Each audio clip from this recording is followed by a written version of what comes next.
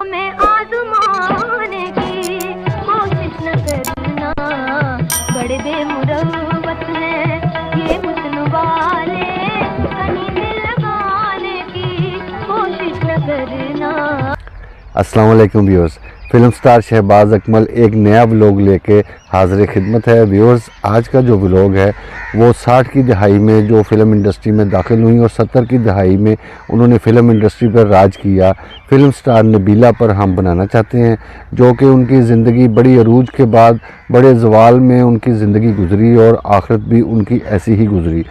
तो उनका मैंने सोचा कि उनकी जो ज़िंदगी का जितना भी सफ़र है वो मैं आपकी खिदमत में पेश करूं। वो इंतहाई खूबसूरत अदाकारा थी और आर्टिस्ट इतनी बड़ी थी कि आपसे क्या मैं उनका ज़िक्र करूं और क्या तारीफ़ें करूं। बहुत कमाल की आर्टिस्ट थी और जो ड्रामा बोलना होता था वो उन पर बड़ा सूट करता था। मेरा दिल कहता है पुत्रा, इन अखां दे सामने तुसी दोए भरा एक ना एक दिन बह के जरूर रोटी खाओगे ते मैं उसी तरह पक्का चलांगी जिस तरह निक्के होंदियां चाली सा। तो इनकी जो पैदाइश है वो पेशावर के इलाके में पैदा हुई, पठान फैमिली से इनका ताल्लुक़ था और उनका नाम जो था जो घरेलू तौर पर माँ बाप ने रखा उनका नाम था शीरीं गुल। तो पठान होने के बावजूद इनको ना फिल्म इंडस्ट्री का बड़ा शौक़ था। उस ज़माने में पाकिस्तान फिल्म इंडस्ट्री में बहुत सी औरतें आईं, बहुत से मर्द हजरात आए, सैकड़ों के हिसाब से लोग आए और उनमें अगर हम देखा जाए तो ज़्यादातर जो लोग थे, जो आर्टिस्ट थे, वो एक गरीब तबके से आए थे, गरीब फैमिली से उनका वो बिलोंग करते थे और चंद एक ऐसे थे जो कि बहुत रईस थे या बहुत अमीर थे और अपने शौक़ की खातिर पाकिस्तान फिल्म इंडस्ट्री में आए।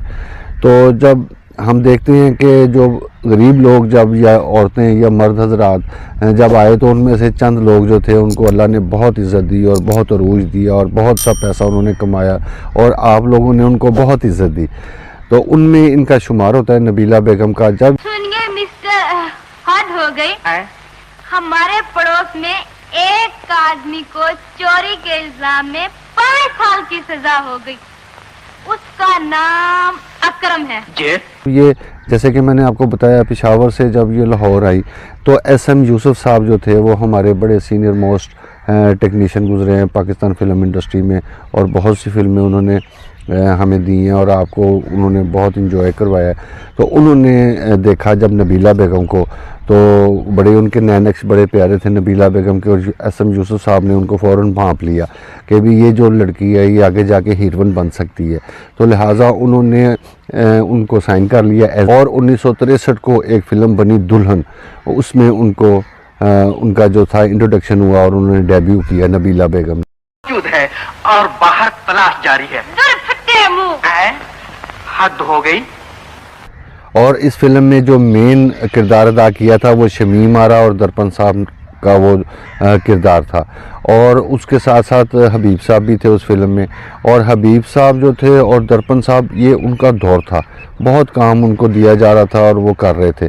तो उसके बाद फिर ये फ़िल्म जो थी इतनी मतलब राइज़ नहीं की, इतनी तरक्की नहीं की, इस फिल्म ने मशहूर नहीं हुई। लेकिन जो नबीला बेगम थी उन्होंने अपनी जो वो कहते हैं कि विल के साथ आगे बढ़ना शुरू किया। वो ये नहीं कि वो फिल्म अच्छी नहीं गई और वो पीछे हट गई। तो उसके बाद SM यूसुफ साहब ने जो था इनको फिर एक और फिल्म में कास्ट किया जिसका नाम था आशियाना। तो उसमें मोहम्मद अली साहब के साथ वहीद मुराद साहब भी थे और संतोष कुमार साहब भी थे। ये 3 बड़े हीरो जो थे उस वक़्त के इस फिल्म में थे और ये फ़िल्म जो थी वो बड़ी सुपर हिट हुई। वो एक ही सिनेमा पे 50 हफ्ते वो चली और बड़ी गोल्डन जुबली और ज़बरदस्त फिल्म हुई। अम्मी कौन होती है? उतार दो मेरी साड़ी। गुस्सा क्यों करती हो? उतार दूंगी। तो जरा तमीज से बात करो, नहीं तो जबान खींच लूंगी। थोड़ी देर के लिए बाहर चली जाओ, मैं अभी उतार देती हूँ। होए होए, क्या नखरे हैं। फिर उसके बाद मेरे वालिद साहब अकमल खान साहब के साथ उनको काम करने का मौका मिला। उस फिल्म का नाम था पैदागीर और वो बड़ी सुपर हिट और बड़ी ज़बरदस्त फिल्म थी और मेरी सबसे फेवरेट फिल्मों में से वो फिल्म है। मेरे वालिद साहब की परफॉर्मेंस के लिहाज से वो बड़ी कमाल की फ़िल्म थी। उस फिल्म में उनको चांस मिला। तू बाजार दी कुश्ती ते बैंड बजा स्टेज ते नचिया करेंगी। मेरे लिए ये खुशी दी गल नहीं खुशी। मैं ते बाजार विच बहन दे गुनाह तो बचन लई ए बुराई कबूल कीती है। नचना गाना ते कोई बुराई दी गल नहीं समीना। और उसके बाद एक फ़िल्म आई बदनाम, तो वो भी बड़ी सुपरहिट हुई और उसमें नबीला बेगम पर एक गाना फिल्माया गया जिससे उनको बहुत तरक्की मिली और बहुत उनका नाम हुआ। उस गाने के बोल कुछ यूँ थे कि बड़े बेमुरव्वत हैं ये हुस्न वाले, कभी दिल लगाने की कोशिश न करना।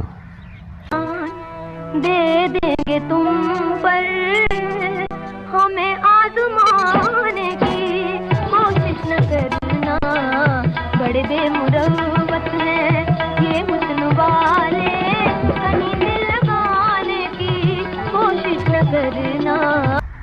और अलाउद्दीन साहब का ये जो डायलॉग बहुत मशहूर हुआ और बहुत ज़्यादा आम हुआ कि कहाँ से आए हैं ये झुमके, किसने पहनाए हैं ये झुमके, तुम्हारे खुले बालों में क्यों अटके हैं ये झुमके, और तुम्हारी आंखों से क्यों बह रहे हैं ये झुमके, और ये बता रहे हैं झुमके ये झुमके ये झुमके। वो ऐसा डायलॉग मशहूर हुआ। किसने पहनाए हैं ये झुमके, कहाँ से आए हैं ये झुमके, तुम्हारे खुले बालों में क्यों अटके हुए हैं ये झुमके, तुम्हारी आंखों से क्यों बह रहे हैं ये झुमके। इस फिल्म को जो है वो 17 ज़ुबानों में डब करके तो रशिया में एक फेस्टिवल हुआ, फिल्म फेस्टिवल, तो उसमें इसको चलाया गया और बड़ी इज़्ज़त अफजाई की बात थी। उसमें नबीला बेगम भी थी ज़ाहिर है। तो उसके बाद सजना दूर दिया एक फ़िल्म आई, तो उसमें भी नबीला बेगम थी और बड़ी उस फिल्म को पजीराई मिली और बहुत आवाम ने उस फिल्म को पसंद किया। उसके बाद एक फ़िल्म आई जिसका नाम था ज़िद्दी, तो ज़िद्दी जो थी उसमें यूसुफ खान साहब टाइटल कर रहे थे और नबीला बेगम भी उस फिल्म में थी, और वो जो फिल्म थी वो भी बड़ी सुपर डुपर हिट हुई। गोलियां चलाने से पहले इतना जरूर सोच लगी कि इस फिल्म की चुदरानी मैं हूं, ते मैं सिर्फ तेरी मां ही नहीं सारे पिंड दी मां हूं। ते एक गल याद रखी, अगर मेरे हाथ इंसाफ का ताज न पावी मैनू चौक मारनी नहीं आंदी। और इस दौर में फिर आगे चल के बहुत सी उनकी फ़िल्में आई जिसमें जीरा साईं एक फ़िल्म थी, वो भी बड़ी मशहूर फ़िल्म हुई, और उसके बाद एक खानज़ादा फ़िल्म आई वो भी बड़ी अच्छी थी। उसके बाद सस्ता खून, महंगा पानी और ऐसी बहुत सी फ़िल्में उनकी जो थी वो रिलीज़ हुई और लोग उनको जानने लग गए, उनको पसंद भी किया जाता था, उनकी परफॉर्मेंस को पसंद किया जाता था। और लेकिन वो ये था कि वो एक तो मैंने जैसे आपको बताया कि वो तालीम नहीं हासिल कर सकी थी, और उसके बाद फिर उनका कोई दोस्ताना कोई मतलब फ़िल्म इंडस्ट्री में किसी के साथ उठना बैठना भी नहीं था इतना। तो उसके साथ साथ ना फिर उनको कोई डिप्रेशन था, किसी वजह से उनको एक नशे की लत लग गई और बड़ी भयानक तौर पे वो नशे करने लग गई। तो फिर जो फिल्म इंडस्ट्री के जो लोग थे वो भी किनारा कशी कर गए कि भी ये तो हर वक्त नशे में रहती हैं, तो इस तरह का माहौल था। लेकिन उन्होंने फिर कोशिश जारी रखी और अपनी ज़िंदगी को संभालने की कोशिश की, और फिल्म इंडस्ट्री से बाहर उन्होंने एक शादी भी की और उसमें से उनकी एक बेटी भी हुई। तो लेकिन वो ये है कि वो एक अपनी फैमिली ना बना सकी, नशे का वो माहौल ही ऐसा था उनका। आंसुओं तुम मेरा साथ देना, उन्हें कुछ बताने की कोशिश न करना।